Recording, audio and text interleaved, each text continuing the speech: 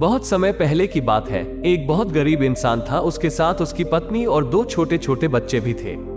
उसका अपने परिवार का पालन पोषण करना बहुत कठिन हो गया था। उसका दिमाग काम नहीं करता था और मन भी अशांत रहने लगा। तभी उसने अपना घर छोड़ने का फैसला लिया। एक रात जब उसकी पत्नी और दोनों बच्चे सो रहे थे तो वो चुपचाप घर से चला गया। रात में बिना किसी मंजिल के वो आदमी चलता रहा। तभी अचानक उसने देखा कि एक नदी किनारे भगवान बुद्ध अपने शिष्यों के साथ बैठे हैं। उसी वक्त उसने निर्णय लिया कि वो अब सन्यासी बन जाएगा और भगवान बुद्ध का शिष्य बनकर यहीं रहेगा। उसके बाद वो भगवान बुद्ध के चरणों में जाकर गिर गया और उनसे विनती करने लगा कि वो उसे अपना शिष्य बनाकर अपने साथ ही रख ले। भगवान बुद्ध ने उस गरीब इंसान की बात सुनकर उसे अपना शिष्य बनाकर अपने साथ रख लिया। भगवान बुद्ध अपने शिष्यों के साथ आगे बढ़ते हैं। रास्ते में चलते चलते थक गए थे। सब रुककर एक पेड़ के नीचे विश्राम करने लगते हैं। तभी भगवान बुद्ध को गर्मी के मारे बहुत तेज प्यास लगने लगी। उन्होंने अपने नए शिष्य से कहा, यहाँ पास में ही एक सरोवर है, तुम जाकर वहां से पानी ले आओ। भगवान बुद्ध का आदेश मानकर वो सरोवर से पानी लेने चला गया। जब वो सरोवर के पास पहुंचा तो उसने देखा कि कुछ जंगली जानवर सरोवर में उधम मचा रहे हैं। जैसे ही वो सरोवर के और पास गया, सारे जानवर वहां से भाग जाते हैं। लेकिन सरोवर में कीचड़, सड़े गले पत्ते ऊपर तैर रहे थे, जिसके कारण उसका मन नहीं मान रहा था।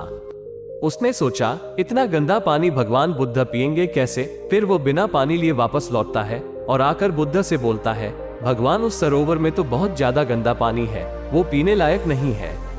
अपने शिष्य की बात सुनकर भगवान बुद्ध थोड़ी देर चुप होकर बोले, जाओ उसी सरोवर से जाकर पानी लेकर आओ।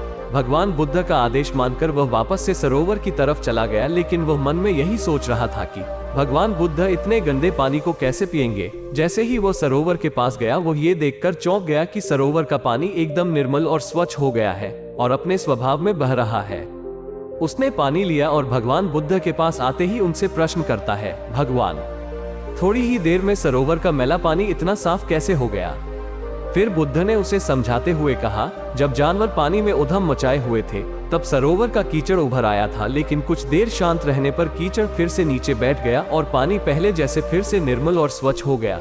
ठीक इसी तरह से हमारे मन की स्थिति भी ऐसी ही होती है। जीवन की कठिनाइयों और भाग दौड़ हमारी मन में उथल पुथल पैदा कर देती है, जिसके कारण हम बिना सोचे समझे गलत निर्णय ले लेते हैं। लेकिन कोई भी निर्णय लेने से पहले अगर हम अपने चित्त को शांत रखें और धैर्यपूर्वक बैठकर सोचें तो हमारे मन की वो उथल पुथल भी पानी की कीचड़ की तरह नीचे बैठ जाती है और तब हम जो भी निर्णय लेते हैं वो हमेशा सही होता है।